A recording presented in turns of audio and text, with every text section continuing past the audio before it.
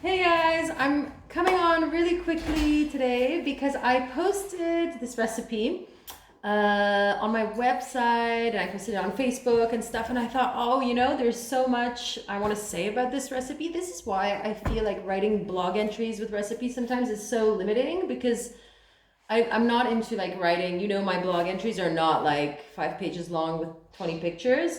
But I have so much to say, right? So this recipe that I posted today was this. Okay, this is not as pretty. This is just a version I kind of came up with like now quickly. Noah, can you take care of the dog? Because the dog is like looking at me. You should see him. He's like, is that for me? Is it really? Is it for me? No, get away. Can you, just, thank you. All right. Back to this. Anyways, go on my website. I posted the recipe. It's very, very pretty. So it's a beetroot goat cheese millefeuille, all right? Millefeuille refers to, in French, it's the pastry. It's the pastry where it's like puff pastry, cream, puff pastry, cream, puff pastry, and then there's this glaze with like a chocolate drizzle. And it's loosely, like, we loosely call millefeuille whatever is going to be like sliced vegetables that are layered with other things. So like tomato slices with mozzarella, where there's like tomato, mozzarella. And in this case, beetroot, goat cheese, and so on. So that's the recipe. It's typically French in that, I mean, when I first discovered beets in general, I have to say, when I came to France, it was 2000. Back in Canada in year 2000, nobody was eating beets. Like beets wasn't a thing. Like people were eating beets, but there was like canned beets or in jars or whatever. It wasn't like popular. It wasn't yet a superfood. Superfoods didn't really exist, actually. The concept of a superfood was was burgeoning. I don't even know. And so beets weren't a thing. So when I got to France and I saw a lot of people are eating beets here, man, I thought it was weird. Like cafeteria food, you'd have like, they cut up beets and put it with the vinaigrette and like that's a starter. You know what I mean? And then in restaurants you'd have fancier stuff like that. And so that's how I discovered it. And I actually, got to like beets and it's really delicious. So in this case, this one here is, the one I'm using here is one that was steamed. And then, I peeled and sliced. But I very much like to roast them. In the recipe, actually, what I do is I roast the beets and then I let it cool and I peel and then I cut.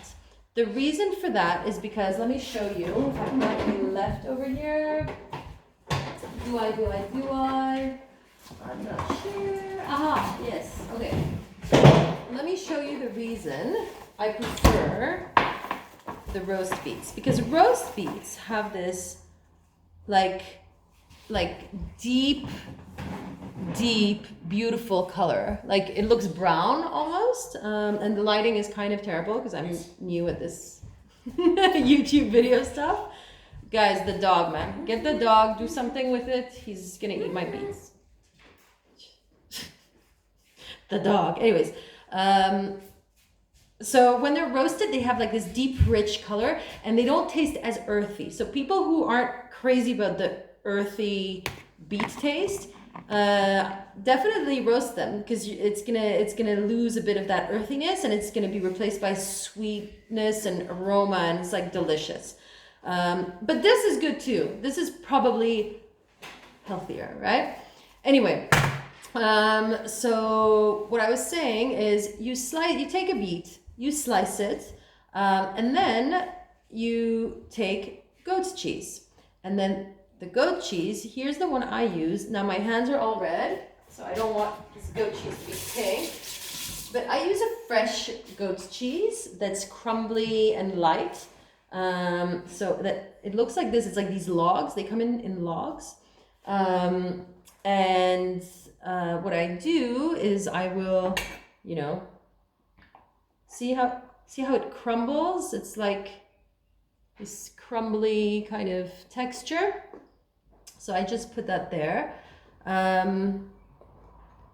And then you can put salt, you can put pepper. If you want, you can put a bit of herbs or whatever you like.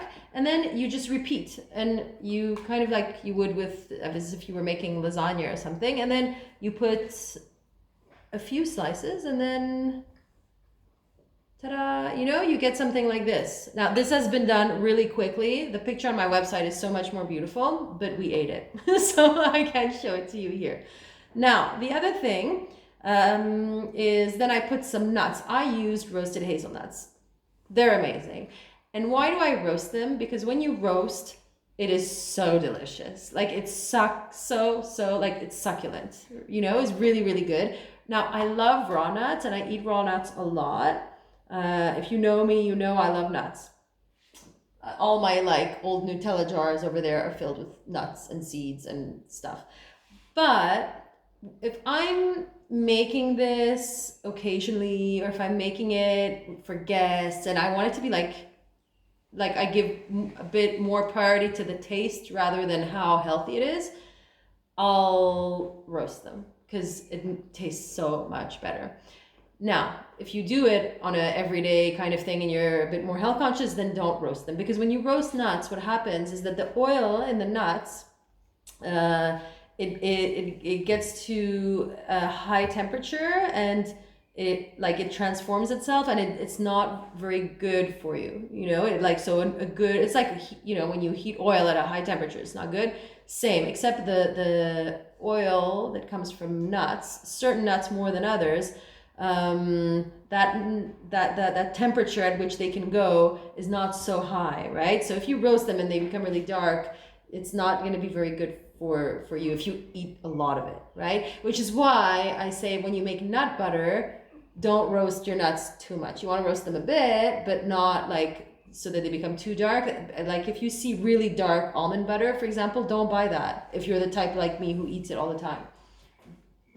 Anyway, so that's my roasting story. And then there's a vinaigrette, and in the vinaigrette I put olive oil, apple cider vinegar, you could put balsamic vinegar. The recipe's all on the website. I'm not here to tell you about the recipe. What I'm here to tell you, however, is that you can so play with this, all right? Meaning, the beets, if you don't have beets, if you don't like beets, if whatever, you don't want to use beets, that's okay. You could use sweet potato, you could use butternut squash, you can use all sorts of squash, right? Just roast, slice, or, you know, steam, slice, but don't overcook it because you need to be able to slice it and it needs to have a little bit of a bite, right? So you don't want mushiness. But you can use all of those. If you wanted, you could also use eggplant, all right? Thick slices of eggplant that you can roast in your oven. That recipe I'm sure is on my website as well because I love roasted eggplant. So feel free, and I think that's the thing with food. I was talking to a friend the other day who's like, yeah, but I always need a recipe, and if I don't have the recipe, then I can't do it, and I'm all stressed out, and even with the recipe, she's stressed out, you know? And I thought, you know, you gotta get more comfortable with food. So take a simple recipe like that and test stuff out, you know? And just like, if you don't have the right ingredient, it's okay. If you don't have goat cheese, you can put so many other things, right? Like you can put ricotta cheese, you can put feta cheese that you mash up with a bit of yogurt. Like you can like do a whipped kind of feta.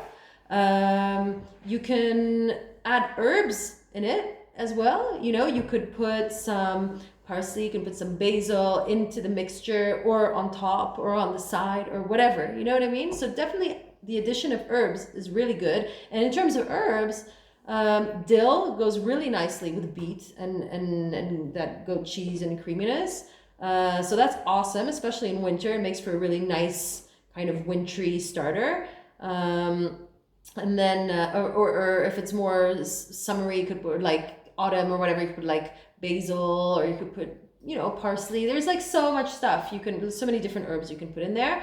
If you are using eggplant, you could just do fresh mozzarella. Fresh mozzarella is very nice. And if you have like burrata, you could also use that, in which case the burrata would also go really nicely with the beets or the, you know, roast squash or whatever. And so play around with flavors. Don't be afraid to play around. And like the only thing I would say is stay whole foods, right? So don't put like Philadelphia cream cheese. You know what I mean? Like, or don't put like, I don't know, like Laughing Cow, or you know what I mean? Like, don't take the processed stuff. Look at the ingredients. Like here, this is like in France. Okay, this is why I love France. They have all these, like, you go to the supermarket and anything you buy will just be delicious, you know? Okay, so these are called carré frais, all right? Fresh squares. And by the way, if you've never been to France, cheese aisles here are like wall-to-wall cheese for like a corridor. You know what I mean? It's amazing. So this is one of these like packaged kind of cheeses that you give to kids when they're very small. And it's basically fresh, it's cow's milk though.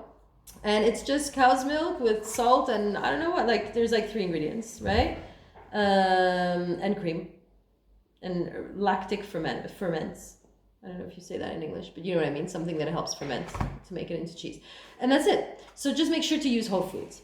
If you are not into dairy at all, there are tons of options. They're not going to taste the same. I'm not going to lie that you're going to get like, you can easily make vegan goat cheese, you know, like, I mean, you probably could. I don't have the recipe. If you want, I can find out. But you can make like do cashew cheese. You could put so many fillings, like just this idea of doing the millefeuille with the beetroot and a filling. It doesn't have to be white and cheesy. It can be guacamole. It could be mashed guac with, you know, like herbs. You can, like, there's so many different vegan fillings. You can some kind of hummus, you know, there's different types of hummus you can make. So like, I'm sure you can make Tahiti based fillings. So it's limitless, really. As well, the nuts. I use hazelnuts, but you could use walnuts. You can use pine nuts. You can use almonds. You can use seeds, like pumpkin seeds are so nice with this. You can even use sesame seeds. And again, it's about testing and trying and seeing like, okay, if I'm gonna, you know, be using, I don't know, if I'm doing like eggplant with mozzarella, well, maybe putting, I don't know, I feel like sesame seeds might not be the best choice. Maybe pine nuts will be better, right? Because it's Italian, pine nuts, like Italian, Mediterranean and all that. So it's a bit about like using the experience you have, using what you've got in the fridge, and testing and taste, test, try, and like try to get comfortable with food. And I think that's what I wanted to say today. So for the people who stress out when they're following a recipe, don't, you know, use simple recipes. And if you don't have an ingredient, just try swapping it. And yeah, so it's really important to feel comfortable cooking because we need to eat. So you need to know how to cook, like basic stuff, and anybody can cook. I sound like Ratatouille, you know, in the movie. Didn't he say that, Vincent? Anybody can cook. No? He has never said that. Didn't he say that? Somebody, Chef Cousteau said, anybody can cook. Remember? Yeah. Anyway, so that was my story.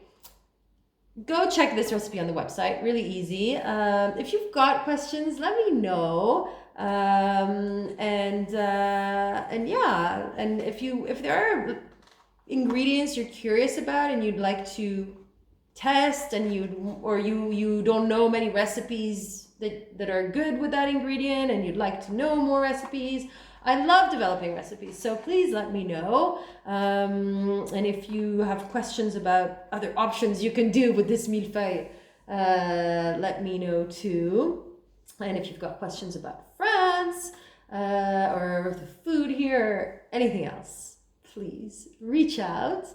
And yeah, and I'm really excited, by the way, because tomorrow I'm launching this podcast with a nutritionist, not a nutritionist, she's a wellness and a health coach, but really into nutrition. And her name is Paula Atlason, and it's really exciting. We have a great conversation happening. So you can go check out Well Mama Talks for that. And that's it. So I bid you farewell.